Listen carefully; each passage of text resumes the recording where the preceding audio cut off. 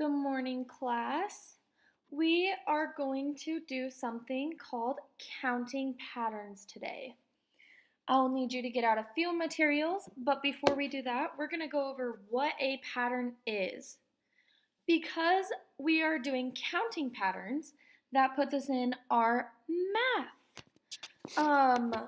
So a pattern can be defined as a repeated design or reoccurring sequence, and it is an ordered set of numbers, shapes, or any other mathematical object arranged according to a rule.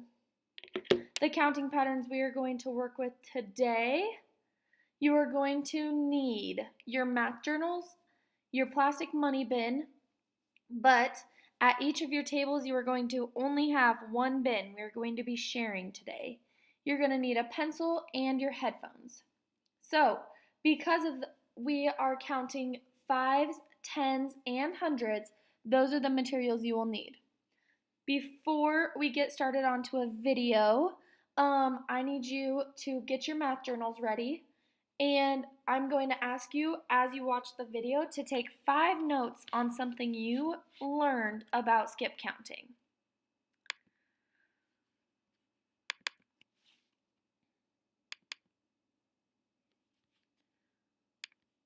So, to begin, we are going to learn about skip counting by fives. So, when you skip count by fives, it is counting every 5th number in the sequence. 5, 10, 15, 20, 25, 30, 35, 40, so on. You can continue doing that all the way up to 1,000. When we skip count by fives, you can count your fingers because you know you have 5 fingers on one hand. You can use nickels, or you can make groups to count things of 5. So, when you only are counting one hand, you count like this. 1, 2, 3, 4, 5, end. 6, 7, 8, 9, 10, end. But when you're skip counting, you count 5, 10, 15, 20, 25, 30, 35, so on. You can continue doing this on your hands, but you just need to know that each of your hand only has 5, so you don't have to count to 5 every time. You just count by fives using skip counting. Our next number we are learning to skip count by is tens. When you skip count by tens, it is similar to how you skip count by fives. You count every 10th number in the sequence. Instead of saying 5, 10, 15, 20, we say 10, 20, 30, 40, 50, 60, and so on. You can use your hands again, but instead of only using one hand, you use both hands. So you can use your hands, you can use dimes, or groups of tens.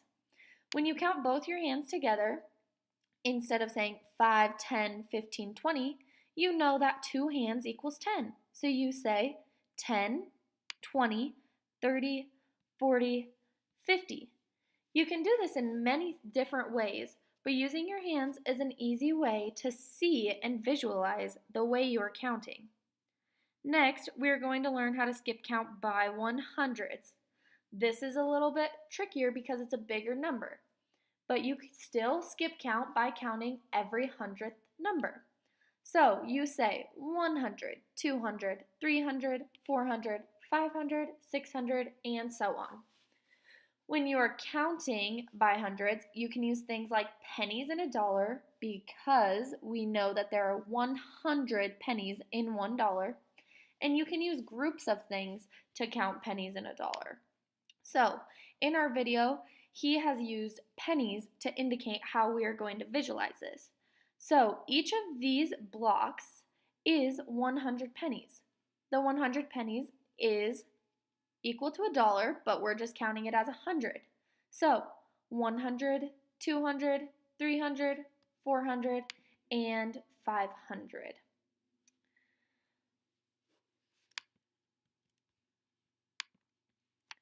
Okay, now that we have watched the video, I want you guys to look over the 5 things you've learned, and if you did not write them while watching the video, please do so now.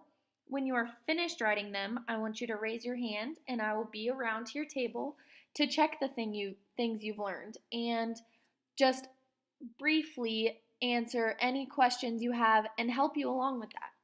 We're going to move into our practice.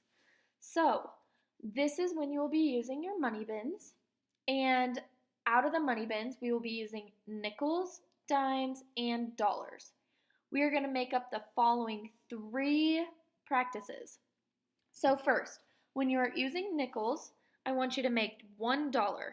In your math journal, I want you to draw out how many nickels it is and how much a nickel is worth. I also want you to use the nickels that are from the bin to indicate what it is before you draw it. So, a nickel is worth 5 cents. And you are going to use those to figure out how to make $1. A dime is our next object we are going to use. I'm asking you to make $1.60 using a dime. And again, I'm going to ask you to draw it and write how much a dime is worth in your math journal.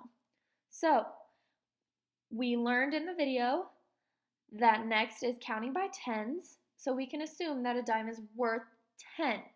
I want you to make $1.60.